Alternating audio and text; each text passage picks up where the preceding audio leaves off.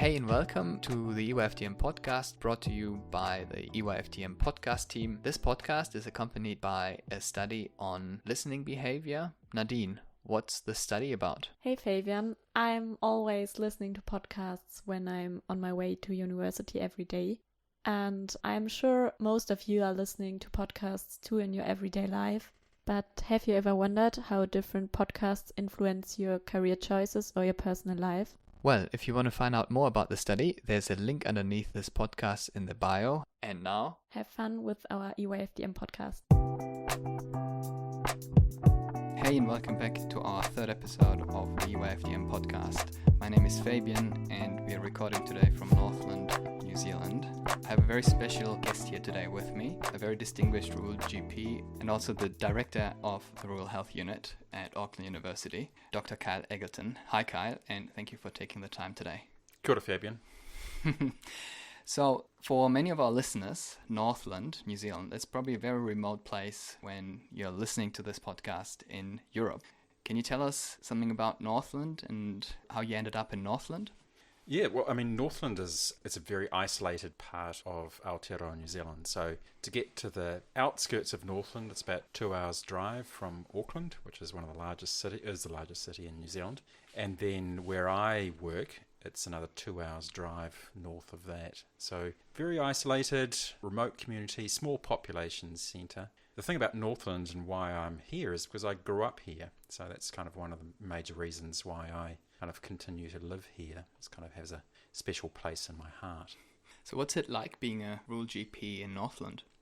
I guess some of the great things about being a rural GP in Northland is the huge variety of things that you see as a rural GP. So, you can have emergencies. Today or the other day we had someone who was crushed by a digger and needed to be extracted out by a helicopter. But then you got, a whole variety of other things. So mental health problems, managing chronic heart failure, dealing with maternity issues, pediatrics. There's just so much variety as a rural GP. And from what you told me before, you don't work at only one place, but you actually have to move around?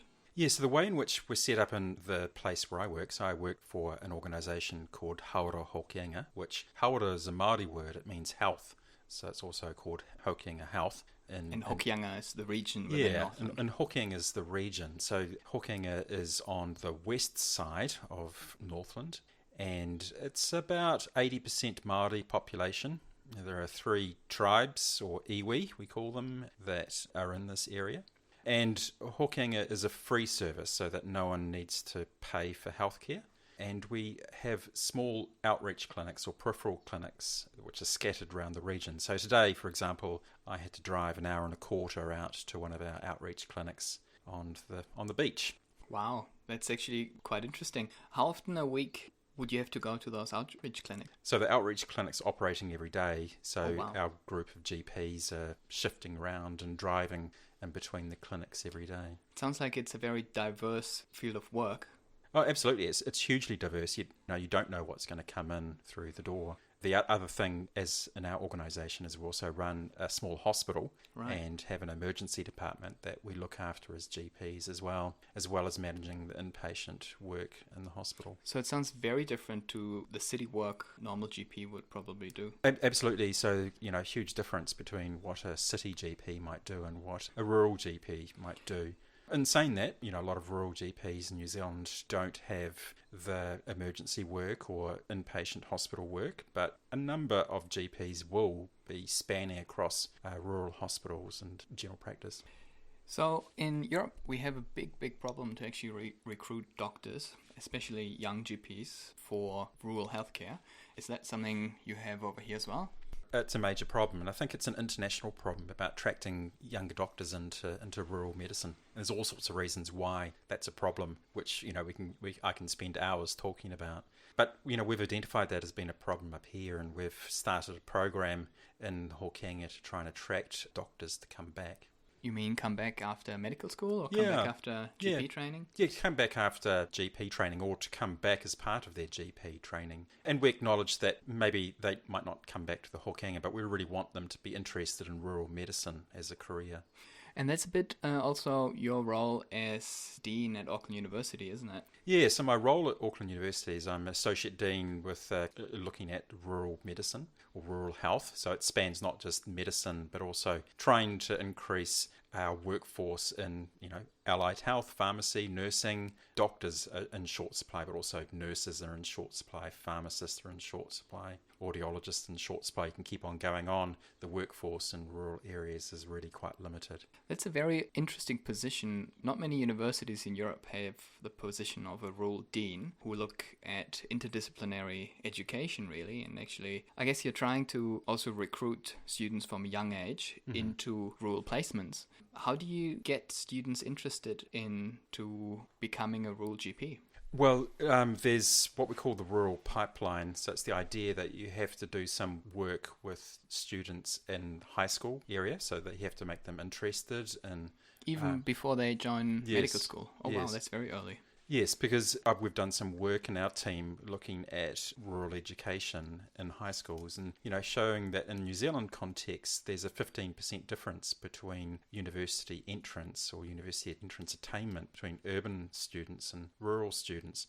And so if those rural students aren't getting high enough marks and can't get into university, they're not likely to enter into kind of highly competitive programs such as medicine. So the work needs to start at an incredibly young age to try and get students interested in taking sciences so that they can enter into kind of like competitive health programs. So that's one thing that we're trying to look at. There is some work done by other organisations to try and foster that interest with high school students. And some of our programs do visiting of high schools in the local area and try and get students interested in what's happening in our programs. So there's that. And then there's the thing about trying to get rural origin students to enter into medical school. So we have preferential entry pathways for rural origin students. And then once they're in medical school, we're trying to get those rural origin students into a specific rural stream where they're given extra tutorials and they have very early clinical attachments in rural settings. And we take them into community visits.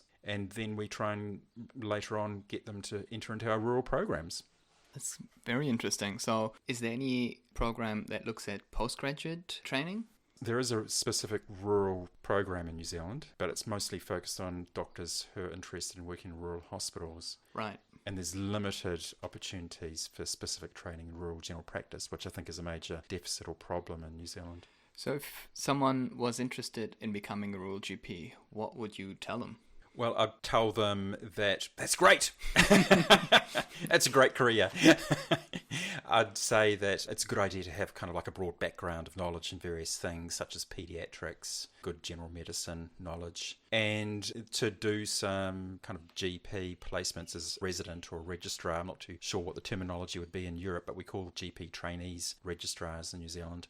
So to do some rural kind of placements. So when you look back at your career, did you have programs like that in place that hooked you to become a rural GP? There was a program when I was training. It was a bonding program. So if I agreed to train in a rural place and then continue to work in a rural place after I finished my training, then I'd get some extra money. So that's something that I did do. I don't think that was the reason why I chose rural general practice as a career. I was going to choose it anyway, but it was quite helpful to have a little bit of extra money.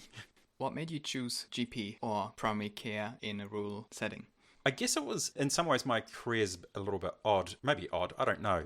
I chose general practice as I've done everything else in my career. I would be probably interested in general practice. So I was originally interested in being a surgeon. And then I realised I didn't have any good role models of in surgery, so I kind of changed from that. And then I was interested in emergency medicine. I kind of trained as an emergency medicine doctor. And then that didn't really work out. I didn't really like the shift work that much at that time. And then I did obstetrics and gynecology. And then I was a paediatric trainee for a while. And then I did psychiatry in a small hospital. This was quite a few years later, and I realised I've done most things in medicine, but none of them really caught me. I actually liked all of them, but I couldn't commit to one of them. And so I realised, general practice is that thing that does everything. And so I became a GP. There's actually quite a lot of specialties that you actually looked into. Is that something you would suggest? No. Right. I I'd suggest it's a good idea to pick some things. Like if, some trainees definitely want to be GPs. And if they definitely want to be GPs, I'd say, well, it's a good idea to have some pediatrics behind you. Probably a good idea to have some gynecology experience. So get those things underneath your belt and then enter into the training program. Also, probably a good idea to have some psychiatry experience, I think, as well, just because I see a lot of mental health stuff. So, in other words, you actually did quite a few specialties that probably help you today. Yes, yeah. But that was kind of like made it a long, protracted pathway for me to get in. So it's not necessarily the same thing that I'd recommend to everyone else. That's probably something, especially starting those training programs and then changing track halfway. That must have been a very hard decision to make. And probably by the time that you made these decisions, you might have had a partner or you might have had a family. And from the sounds of it, you actually moved to quite a lot of different places. How did you make that work? Yeah, well, I did move around quite a few places. So I think I trained in about 5 or 6 different hospitals over my kind of career after I graduated as a medical student. I quite liked the adventure and excitement of moving around different places. When I got married, I kind of decided to settle down a little bit more. Right. We have a little game that we play in this podcast. You might have heard of it from other podcasts or even from our previous podcasts, and we talked about it beforehand. So there are 50 different word pairs and 10% of 5 questions. You can always say next or continue if you're unsure. But the fun part of this game is that you really shouldn't be thinking about them too much, but just say what comes to mind first. Could be just basic pairs like cat or dog or something specific from your background. And if there's anything you want to discuss afterwards, obviously you can, but we're trying to actually move through them as quickly as we can. Okay. You ready? Yep. All right. Beach or mountains? Mountains. Meditation retreat or fitness boot camp? Meditation. East or west coast? East Coast. Boutique hotel or cottage rental? Boutique hotel. Peninsula or mainland? Peninsula. Road trip or plane ride? Road trip. Coffee or tea? Coffee. Filter coffee or espresso or short black as they call it in New Zealand? Espresso. Percolator particularly, yeah. Email or call? Email. Pen and paper or digital notes? Digital, definitely. Auckland or Northland? Northland. Dunedin or Auckland? Dunedin. New Zealand or Australia? New Zealand. Australasia or Europe? Australasia. GP work or academia? Academia. Rural or urban? Rural. Urgent care or follow-up appointments? A bit of both. Let's go urgent care at the moment. Telehealth or face-to-face? Face-to-face. Nurse practitioner or physician assistant? Nurse practitioner. Pediatrics or geriatrics? Pediatrics. Biking or hiking? Hiking. Sweet or salty? Salty. Photo or video? Photo. Music or podcasts? Music. Podcasts or audiobooks? Podcasts. Audiobooks or paper books? Paper books. Newspaper or online news? Online news. Lunch or dinner? Dinner. Fish and chips or pizza? Fish and chips. Takeaway or sit-in? Sit-in. Coriander or no coriander? Coriander. Fireplace or electric heater? Oh, definitely fireplace. Fuel or electric vehicle? Electric. House or apartment? House. Tent or caravan? Tent. Academic conference or teaching seminar? Academic conference. Workplace-based learning or university lectures? Work-based learning. GP course coordinator or rural GP? A rural GP. Primary care or general practice? Primary care. Family medicine or primary care? Primary care. Family medicine or general practice? General practice. Pediatrics or psychiatry? Pediatrics. Medical education or medical research? Medical research. No, sorry. Education. Research or patient care? Research. Patient care or medical education? Patient care. Lab experiments or patient consultations? Consultations. Teaching hospital or community clinic? Community clinic. Rural health clinic or medical ethics board? Ugh. Not the last thing. Rural health clinic or medical ethics board? Rural health clinic. Develop rural health strategy or design a rural education curriculum? Rural curriculum. Having a long commute or a rural workplace? Oh, rural workplace. Yeah. That was it. 50 words. Right. Something I found really interesting is you picked nurse practitioner over physician assistant. Why was that? Well, we don't actually have a physician assistant training program in New Zealand. So the physician assistants that come here are from an American training program. Right. And so they bring an American kind of like cultural background, whereas we have a nurse practitioner training, multiple nurse practitioner training programs here, and they're designed by New Zealanders for New Zealanders. What is a nurse practitioner? A nurse practitioner is someone who has trained as a nurse, obviously, but then done additional training to bring them to a scope which would be equivalent in some degrees to a doctor. So they independently diagnose, prescribe, order tests. Really important aspect of rural medicine is the nurse practitioner workforce. Do you work with many nurse practitioners? Yes, I've worked with nurse practitioners all my career as a rural GP. How does that work? Something not many European countries are used to. So essentially you might want to think about a nurse practitioner as being, a doctor on your team in many ways. As I said, they work independently. The nurse practitioners that I've worked with would come maybe to me as a senior GP if there's things they uncertain of, but otherwise would be referring, managing patients entirely by themselves. It is something very interesting I found in New Zealand, that you have a very interdisciplinary approach to medicine, especially to primary care. I think it's a really important thing. So, it's one thing we're trying to think about, how we've got this crumbling general practice workforce, and it's a problem around the world as well. And so there's an issue about, can we continue to work in the same way? I don't think we can. We need to be thinking about how we can work slightly differently. And that's really challenging, I think, for doctors. I personally really like my job in which I can see a kid with a runny nose and the next person can be someone with acute heart failure. I like that mix. And one of the challenges, if we're trying to work in a slightly different way, maybe we might lose some of those low acuity type patients, which actually give me great joy. So I'm kind of conflicted in many ways. Around using lots of different disciplines to kind of take some of the easier things out of general practice. I struggle, but I can see some of the reasons why that could be useful. Right. When you talk about struggles or challenges, many young GPs, especially in Europe, they look at something that is probably fairly new to training programs or educators, is the concept of doctors and patients' well-being. With a focus on having doctors and patients' well-being at eye level. From what you've told us, you have so many different challenges and tasks on your plate. How do you make that work for you? I'd like to say that I try my hardest to look after my own well-being. So, I do exercise every day. I try and do some meditation. I do journaling to kind of write down my thoughts and the things that I struggle with. I think it's important to make sure you finish your work in the evenings so that you have some, time free for reading a book. Do you ever finish? Well, the work is always there. You have to kind of like make a break. My wife probably says, if she listened to this podcast, that I'm talking through a hole through my head. But we do have to look after ourselves. Really important. I had a bit of a breakdown last year, I think. Right.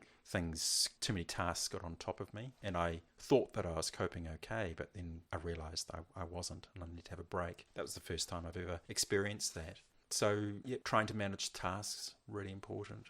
What would you say to a younger GP who would be in a similar situation where you'd think, that's actually quite a lot of study to take on, quite a lot of placements to do? What is something they should be looking out for? You mean looking out for what are the warning signs or things? Yes. What are the warning signs when you should also consider taking care of yourself? I think the thing for me was, I wasn't sleeping particularly well, waking up in the middle of the night with some thoughts buzzing around in my head. Those are the warning signs, for me at least, anyway.